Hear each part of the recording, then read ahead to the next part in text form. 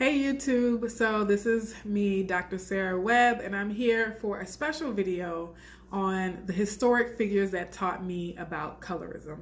So there are plenty, but for this video I want to focus on the 8 that I discovered not as a part of my work on colorism, but just in my everyday personal life, okay? I'm going somewhat in chronological order, but as you'll see, some of the authors that I discovered early in life, I revisited later in life with more recent works. So the first of such people is none other than Marcus Garvey.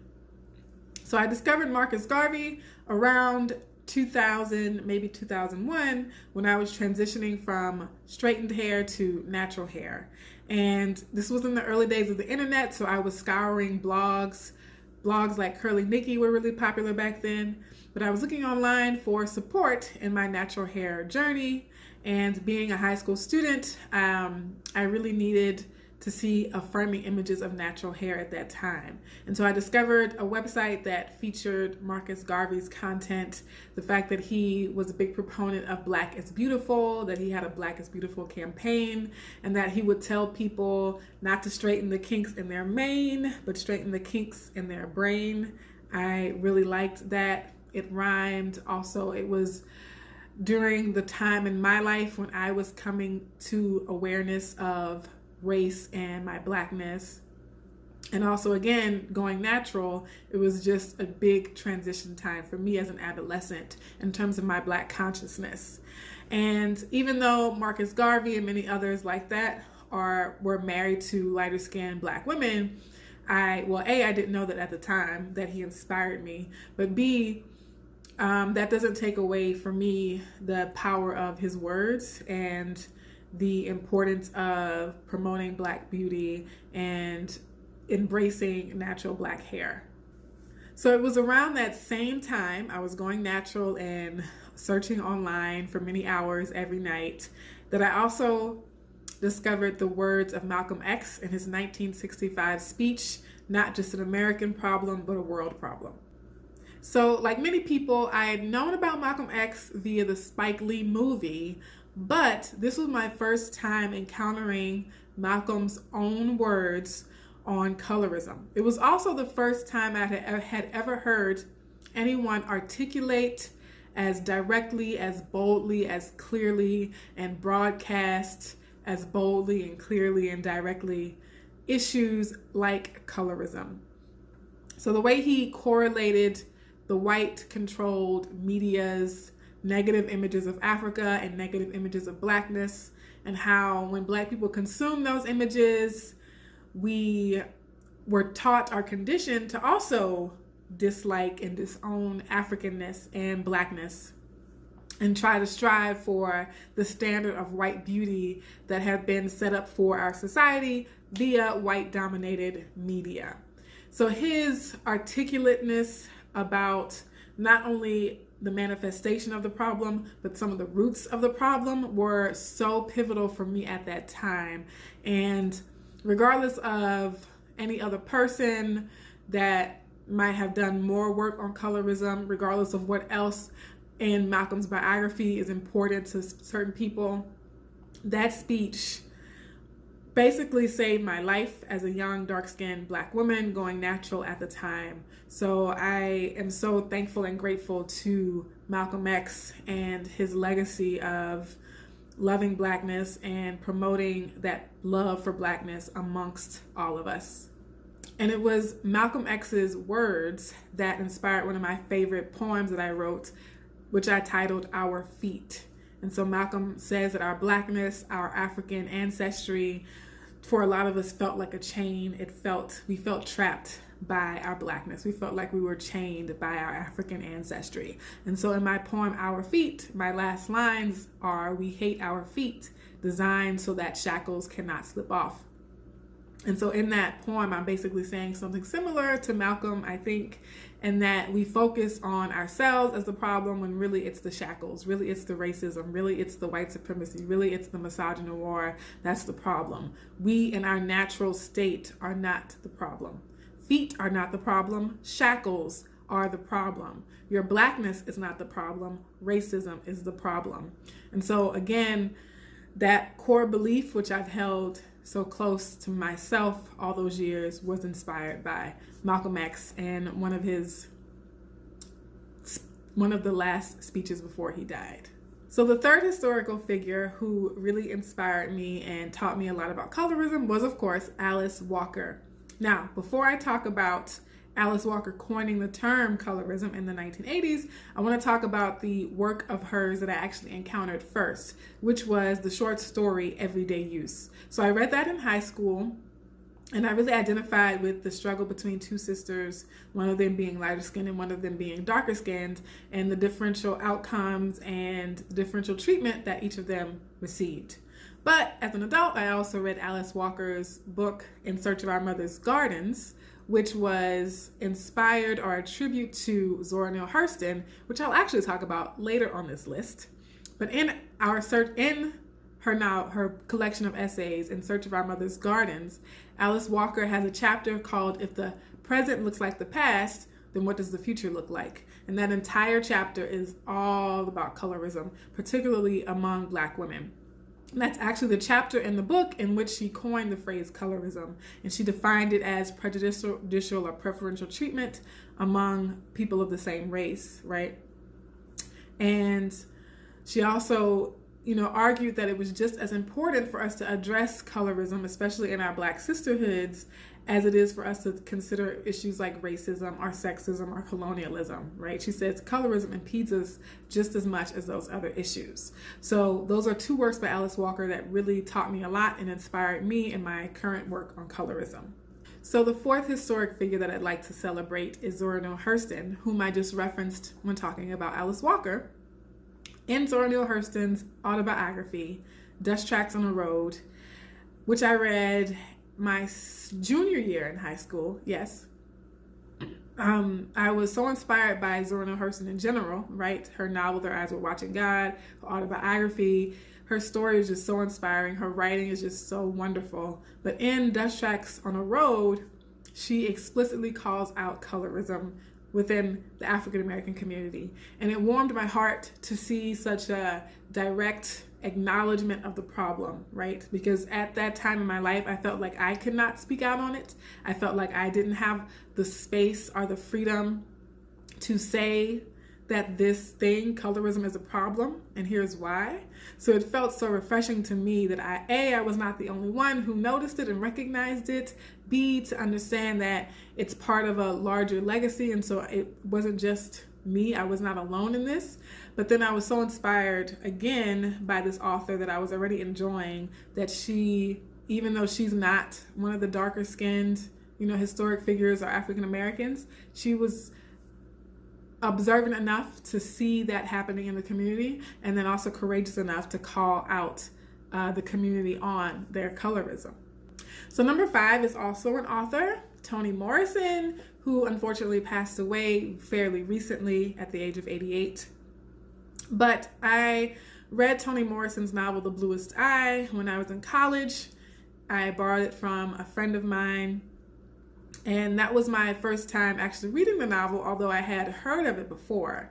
And I identified with the main characters, Pecola Breedlove's struggle with identifying her own beauty in a culture that always valorized and glamorized and valued and admired whiteness, right? Particularly blue eyes, right? I could identify with that growing up, and people always wanting pretty eyes, right? Which really just meant light colored eyes of any shade, but preferably lighter. So if they were brown, they should be light brown. If they were blue, that was great, or gray or green, right? So just anything but dark brown, which is characteristic of a lot of African Americans.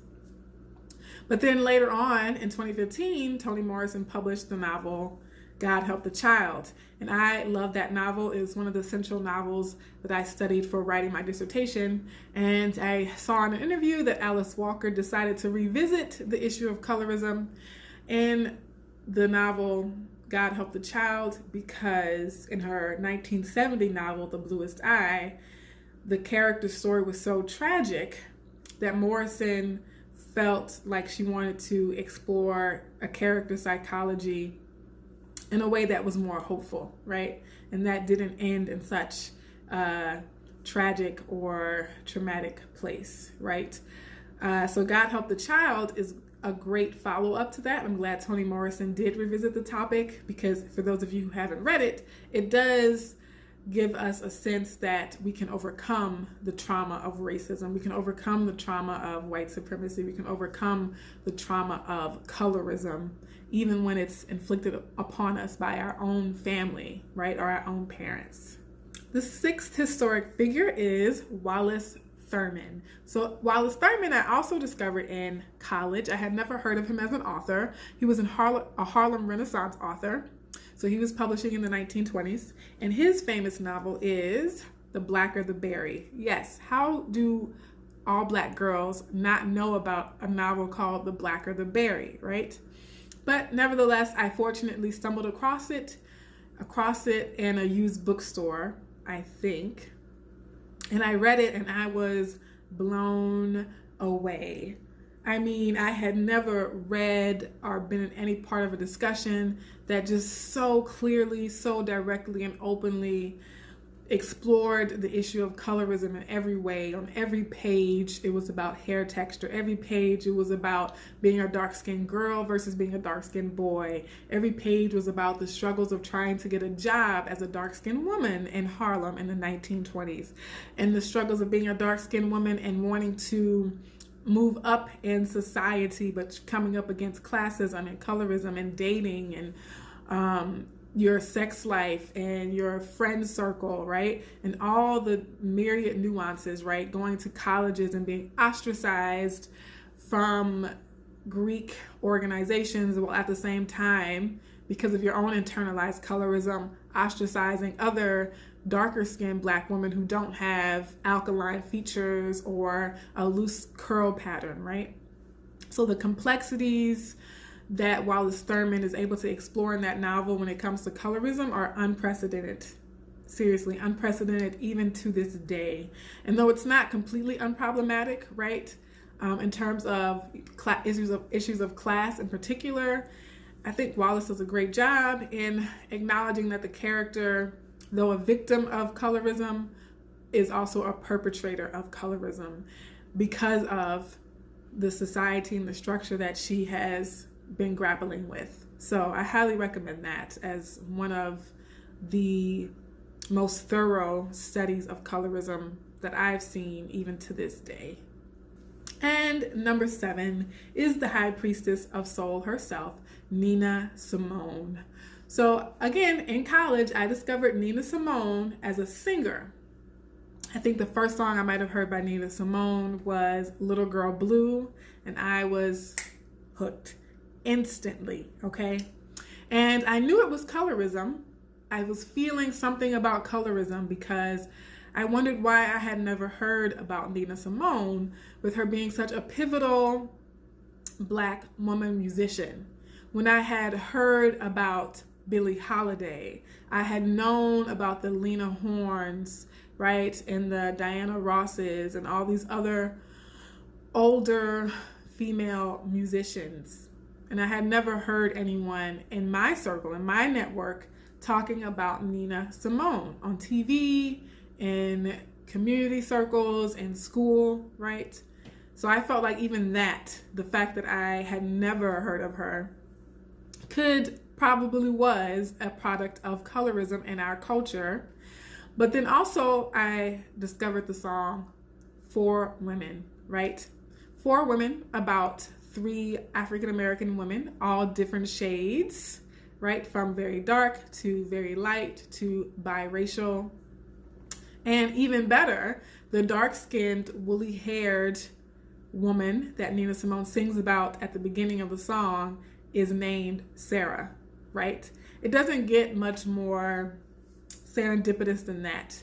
That me, who had struggled with colorism as a child but suffered in silence and never felt I had an outlet to express it, to then grow up, continuing on my colorism healing journey and creating a platform, using my voice, using my personal gifts with writing and teaching to actually make a difference, that I would discover Nina Simone at such a pivotal time in my life. And she's singing a song about colorism, about the differing shades of African American women throughout the history of the United States, and that the first one that I identify with the most, because she has dark skin and woolly hair, also has my name. It was a beautiful moment for me. And I have no doubt that that is one of the founding moments, or pivotal moments, that shaped who I am today and what I am doing today. So, Miss Nina Simone, I love you, girl. Okay, so number 8, the last and final historic figure who taught me and inspired me about colorism is Gwendolyn Brooks. It's appropriate now that I'm in Illinois, since Gwendolyn Brooks is a Chicago girl, right? As all of her poems would suggest. And also her novel, her autobiographical novel, Maud Martha. So Maud Martha is a character who is dark-skinned, and we see at varying points in the novel that colorism is a big factor or has a big impact in her life. And it starts at home with her parents and her siblings ostracizing her and rejecting her in favor of the lighter-skinned sister, right, who is their favorite. And so other kids in her peer circle also ignore her or bully her, but yet admire and cater to her older, lighter-skinned sister. And then we see it even as an adult play out when she's getting married to a man who she feels is settling for her, when he really prefers lighter-skinned women with looser curl patterns in their hair, right? And then he entertains white-looking women at some point in the novel. But I love that novel, because of the writing style. It's so poetic. The prose, even though it's written in prose, it's very poetic prose, and it's written in little vignettes, right? So it's like one long prose poem. But also I love Maud Martha's own awakening, right? I love her self-awareness, her interiority throughout the novel. So she is a character, and apparently Gwendolyn Brooks as an individual is someone that I definitely relate to as far as being that kind of Black girl, right? One who sees the colorism in the world, but has tried to maintain a sense of interiority that is empowered, and that overcomes, and that is content and happy and loving within myself. And so I definitely see that play out in the novel. So that concludes my 8 historic figures who taught me about colorism. These people have been personally inspiring to me. They are by no means the only 8 people who have said something worthwhile on colorism, by far. But just in my own journey up to this point, those were some of the major milestones in terms of public figures, writers, artists, and musicians who shaped and molded me along the way. I hope that was helpful to some of you. Maybe there's a new name on the list that you want to go and check out. See some of the novels, or listen to some of the songs, or go back and read some of the speeches that I mentioned here. Let me know in the comments what you think. And then also let me know any of the historic figures that have inspired you that were not on my list. So let's share and circulate all the people who have done amazing work on colorism and have actually made a difference in people's lives.